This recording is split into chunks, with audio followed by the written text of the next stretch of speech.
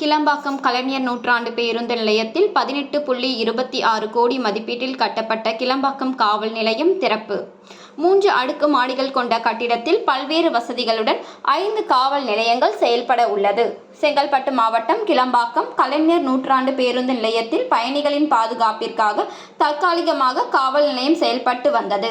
இந்த நிலையில் சுமார் பெருநகர வளர்ச்சி குழுமம் சார்பில் புதிய காவல் நிலையம் அமைக்கும் பணிகள் நடைபெற்று வந்தது. ரூபாய் 18.26 கோடி மதிப்பீட்டில் புதிய காவல் நிலையம் கட்டும் பணிகள் நிறைவு பெற்ற நிலையில் அதனை தமிழக முதல்வர் ஸ்டாலின் காணொலி காட்சி வாயிலாக இன்று திறந்து வைத்தார்.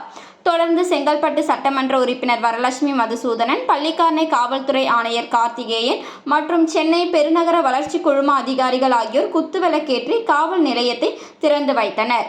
சுமார் 3 அடுக்கு மாடிகளுடன் கொண்ட இந்த கிளம்பாக்கம் காவல் நிலைய கட்டிடத்தில் கிளம்பாக்க காவல் நிலையம், வண்டலூர் அனைத்து மகளிர் காவல் நிலையம், கிளம்பாக்கம் போக்குவரத்து புலனாய்வு பிரிவு காவல் நிலையம், வண்டலூர் உதவி ஆணையர் அலுவலகம் ஆகியவை செயல்பட உள்ளது.